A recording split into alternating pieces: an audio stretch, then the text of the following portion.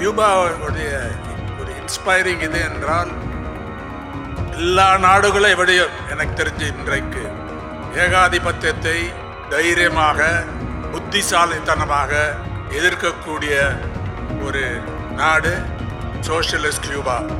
ஒரு அன்ஈக்குவல் ஃபைட்டாக இருக்கலாம், யார் அது அந்த ஃபைட்டில் என்ன ஆகும்னு இப்போ சொல்ல முடியாது. ஆனால் ஒரு தைரியமாக from 1962 onwards president Kennedy, John F Kennedy ஆரம்பித்த அந்த மோசமான தாக்குதல், இனப்படுகொலை, அந்த அடிப்படையில் நடத்தக்கூடிய ஒரு பொருளாதார தாக்குதல். அன்றைக்கு 10,000 tons of wheat சாதாரண விஷயம் இல்லை. அது அங்கே எடுத்துட்டு போய் சொல்லும்பொழுது எனக்கு ஞாபகம் இருக்கு, தோழர் ஃபிடல் என்ன சொன்னார்னா 10,000 tons of solidarity என்று அன்றைக்கு அதை அழகாக அவருக்கே உரிய அந்த இதில் பாணியில் ஃபிடல் காஸ்ட்ரோ அவர்கள் அன்றைக்கு சொன்னார்கள். இன்னைக்கு இருக்கக்கூடிய ஒன்றிய அரசாங்கம் அதை மேட்ச் பண்ற மாதிரி இன்னொரு 10,000 tons கொடுத்தாங்க. அன்னைக்கு கியூபாக்கு 20,000 tons of wheat. இன்றைக்கு இருக்கிற ஒன்றிய அரசாங்கம், மோடி அரசாங்கம் என்ன நிலை? ஒரு வார்த்தை இதை பற்றி பேசியிருக்காங்களா? எனக்கு தெரிஞ்சு இல்லை. It is not a favour done to Cuba. It is the least that can be done to express solidarity, because it shows Cuba provides, although a small country, provides many lessons to how to stand up to imperialism all over the world, take a principled position. President of the meeting, Comrade Rohini, Your Excellency, Senor Juan Carlos Marzan Aguilera, General Secretary of the Communist Party of India, Marxist, my long-standing friend and comrade M.A. Baby, organizers, தோழர்களே, the 24th Congress of the Communist Party of India, Marxist, adopted a special resolution in solidarity with socialist Cuba. I think it was a very detailed resolution that highlighted the current situation and put it in global and ideological context, where அந்த தீர்மானத்தில் Cuba இன்றைக்கு ரொம்ப கடினமான ஒரு சவாலை they are facing, most difficult times. Socialist Cuba represents the hope and the example that it is possible to confront the might of imperialism and fight for the construction of a better world என்று அந்த wording ரொம்ப ப்ரிசைஸாக அது அந்த தீர்மானத்தில் வெளிவந்தது. அதாவது சோஷியலிச Cuba ஒரு மிக கடினமான இந்த காலகட்டத்தில் கியூபாவுடன் we express our deep solidarity, ஆழமான ஒற்றுமை, ஆதரவு,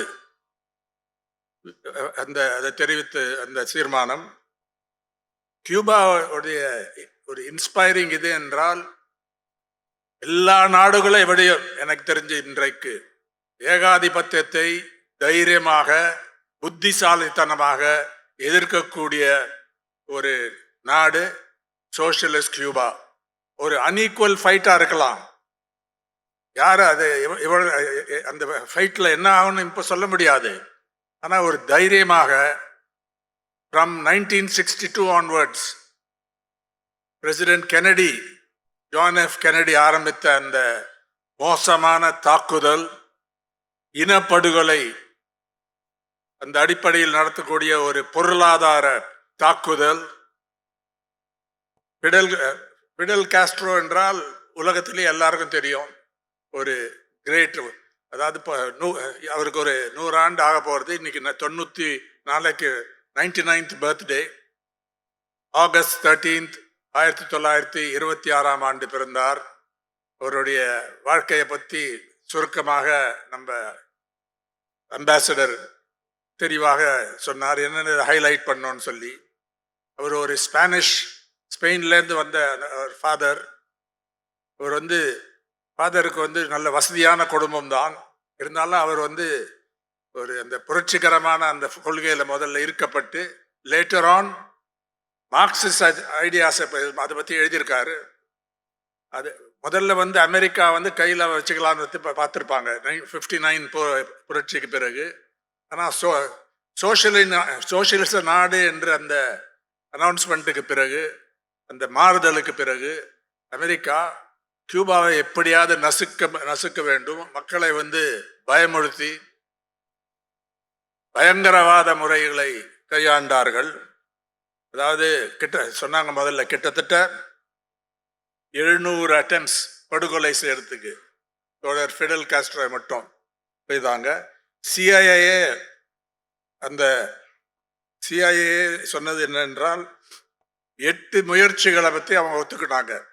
1960 65 மொத்தம் 8 attempts admitted by the CIA. A former Cuban intelligence official estimated the number to be 638.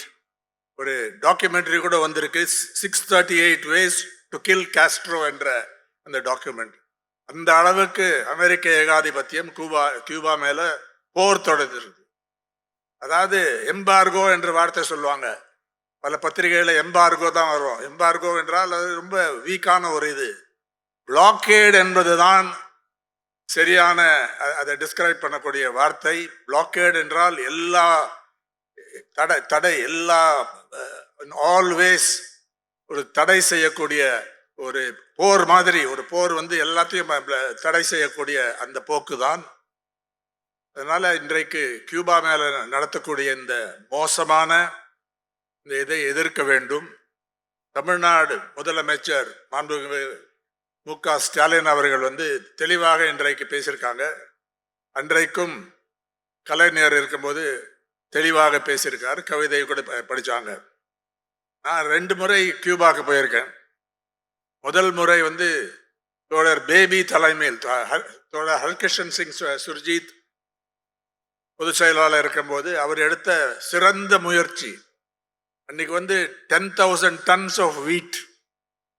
அதாவது அந்த கான்டெக்ஸ்ட் என்னவென்றால் சோவியத் யூனியன்ல சோசியலிசம் கொலாப்ஸ் ஆச்சு.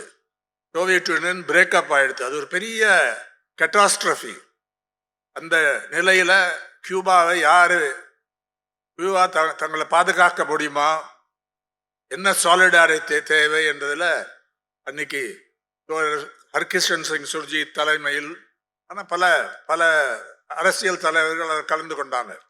ஈவன் பஞ்சாப் சீஃப் மினிஸ்டர், இங்க இருக்கக்கூடிய கலைஞர் கருணாநிதி அவர்கள் முதலமைச்சர், வேறு பல கட்சிகள்ல இருந்து அதை சப்போர்ட் பண்ணாங்க. அன்றைக்கு வந்து 10,000 tons of wheat சாதாரண விஷயம் இல்லை. அது அங்கே எடுத்துட்டு போய் சொல்லும்பொழுது எனக்கு ஞாபகம் இருக்கு, தோழர் ஃபிடல் என்ன சொன்னார்னா 10,000 tons of solidarity என்று அன்றைக்கு அதை அழகாக அவருக்கே உரிய அந்த இதில் பாணியில் ஃபிடல் காஸ்ட்ரோ அவர்கள் அன்றைக்கு சொன்னார்கள். தோழர் பேபி இப்போ கூட ஞாபகப்படுத்தினாரு. அன்னைக்கு இந்த 10,000 tons கொடுத்ததுல அன்னைக்கு இருக்கக்கூடிய ஒன்றிய அரசாங்கம் அதை மேட்ச் பண்ற மாதிரி இன்னொரு 10,000 tons கொடுத்தாங்க. அன்னைக்கு கியூபாக்கு 20,000 tons of wheat. இன்றைக்கு இருக்கிற ஒன்றிய அரசாங்கம், மோடி அரசாங்கம் என்ன நிலை? ஒரு வார்த்தை இதை பற்றி பேசியிருக்காங்களா? எனக்கு தெரிஞ்சு இல்லை. இந்த நடத்தக்கூடிய இன்டர்நேஷனல் லாக்கு எதிராக, மனிதாபிமான எல்லா பிரின்சிபல்ஸுக்கு எதிராக இந்த தாக்குதலை கண்டிக்கவோ அதுக்கு எதிராக குரல் கொடுக்கவோ இந்த அரசாங்கத்தை நம்ம எதிர்பார்க்க முடியாது, செய்யவில்லை, எதிர்பார்க்கவும் முடியாது. ஏன்னா இவங்க வந்து அமெரிக்க ஏகாதிபத்தியத்தில் எப்படியாவது அவங்களோட உறவை வச்சுக்கலாம், அவங்க என்ன செய்தாலும் இன்னைக்கு முடியும்னு சொல்லி இன்னைக்கு ரஷ்யாவோட ஆயில் வாங்கக்கூடாதுன்னு சொல்றாரு ட்ரம்ப். அதை பற்றி பேசுனாங்க. இந்த இதில் 25% எக்ஸ்ட்ரா டாரிஃப் அப்படின்னு சொல்றாங்க. தைரியமாக இது வரைக்கும் அதை எதிர்த்து யார் பேசியிருக்காங்க? மறைமுக இன்டைரக்டா ஏதோ சொல்றாங்க, நேஷனல் சாவரன்டியை ப்ரொடெக்ட் பண்றோம் அதுன்னு. ஆனால் அவர் செய்தது தப்பு. கியூபாலேருந்து இந்த லெசன் கற்றுக்கலாம்ல. இது செய்தார், நாங்கள் வந்து உங்களை அடிமையாக இருக்க மாட்டோம், நீங்கள் சொல்கிறது தான் நாங்கள் கேட்கணும்னு இல்லை, நாங்கள் வந்து யார் ஆல் ரஷ்யாவோட நாங்கள் நல்ல உறவு வைத்துக் கொள்வோம் என்று இன்றைக்கு சொல்ல அந்த தைரியம் இல்லை. அதை வந்து it has to be seen என்ன பண்றாங்கன்னு சொல்லி. இன்றைக்கு போதுமான அளவுக்கு நம்ம இன்னும் நிதி திரட்டவில்லை. இங்க இன்னும் நிறைய வேலை இருக்கு. அதாவது அந்த 24th பார்ட்டி காங்கிரஸ் வந்து 13ஆம் தேதி ஆகஸ்ட் முன்னால அதை திரட்ட வேண்டும் என்று சொன்னாங்க. இன்னும் டைம் இருக்குன்னு நினைக்கிறேன். இதுக்கப்புறம் கூட அனுப்ப முடியும், எப்போ வேணா அனுப்ப முடியும் கியூபாக்கு. அதனால இன்னும் முன்னால் நல்ல பெரிய வேலை இருக்கு. To provide more substantial support in solidarity with Socialist Cuba. It is not a favor done to Cuba. It is the least that can be done to express solidarity, because it shows Cuba provides, although a small country, provides many lessons to how to stand up to imperialism all over the world, take a principled position.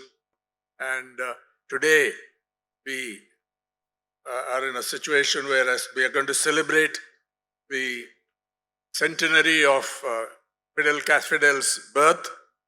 The commemorative program for Fidel's 100th birthday was approved at the 10th plenary session of the Central Committee of the Communist Party of Cuba, and it will be launched, as His Excellency said, tomorrow at the Biran Historical Complex.